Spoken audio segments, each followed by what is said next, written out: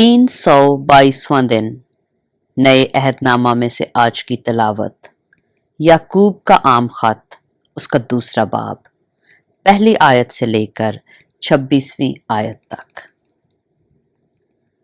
ऐ मेरे भाइयों, हमारे खुदावंद जुल जलाल यस्सु मसीह का ईमान तुम में तरफदारी के साथ ना हो, क्योंकि अगर एक शख्स तो सोने की अंगूठी और उम्दा पोशाक पहने हुए तुम्हारी जमात में आए और एक गरीब आदमी मैले कुचैले कपड़े पहने हुए आए और तुम उस उम्दा पोशाक वाले का लिहाज करके कहो कि तू यहाँ अच्छी जगह बैठ, और उस गरीब शख्स से कहो कि तू वहां खड़ा रह या मेरे पांव की चौकी के पास बैठ, तो क्या तुमने आपस में तरफदारी ना की और बदनीयत मुनसिफ ना बने?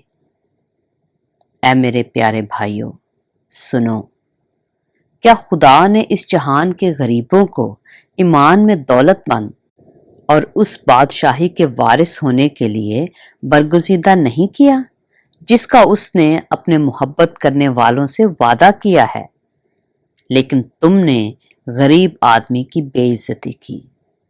क्या दौलतमंद तुम पर जुल्म नहीं करते और वही तुम्हें अदालतों में घसीट कर नहीं ले जाते? क्या वो उस बुजुर्ग नाम पर कुफर नहीं बकते जिससे तुम नामजद हो?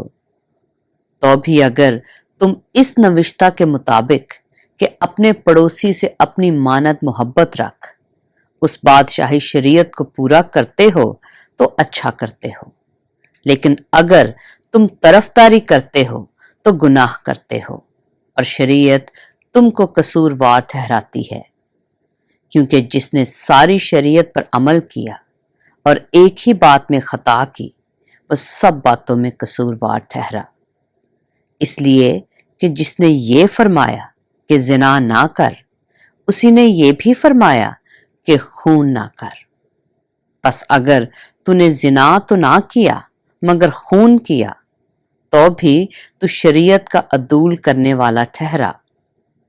तुम उन लोगों की तरह कलाम भी करो और काम भी करो जिनका आज़ादी के शरीयत के मुवाफिक इंसाफ होगा, क्योंकि जिसने रहम नहीं किया उसका इंसाफ बगैर रहम के होगा। रहम इंसाफ पर गालिब आता है। ऐ मेरे भाइयों, अगर कोई कहे कि मैं ईमानदार हूं मगर अमल ना करता हो तो क्या फायदा? क्या ऐसा ईमान उसे निजात दे सकता है? अगर कोई भाई या बहन नंगी हो और उनको रोजाना रोटी की कमी हो और तुम में से कोई उनसे कहे कि सलामती के साथ जाओ, गरम और सेर रहो, मगर जो चीजें तन के लिए दरकार हैं वो उन्हें ना दे, तो क्या फायदा? इसी तरह ईमान भी अगर उसके साथ अमाल ना हो तो अपनी जात से मुर्दा है। बल्कि कोई कह सकता है कि तू तो ईमानदार है और मैं अमल करने वाला हूं। तू अपना ईमान बगैर अमाल के तो मुझे दिखा और मैं अपना ईमान अमाल से तुझे दिखाऊंगा। तू इस बात पर ईमान रखता है कि खुदा एक ही है, खैर अच्छा करता है। शयातीन भी ईमान रखते और थरथराते हैं। मगर ऐ निकम्मे आदमी, क्या तू ये भी नहीं जानता कि ईमान बगैर अमाल के बेकार है?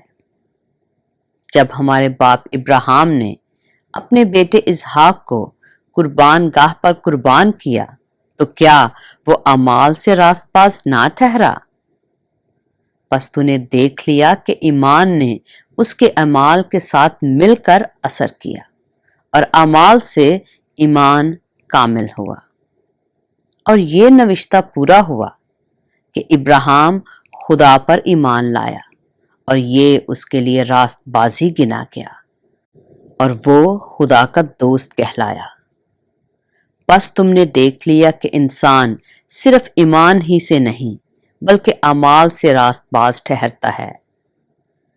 इसी तरह राहब फाहिशा भी जब उसने कासिदों को अपने घर में उतारा और दूसरी राह से रुखसत किया तो क्या अमाल से रास्तबाज ना ठहरी। गर्ज जैसे बदन बगैर रूह के मुर्दा है, वैसे ही ईमान भी बगैर अमाल के मुर्दा है।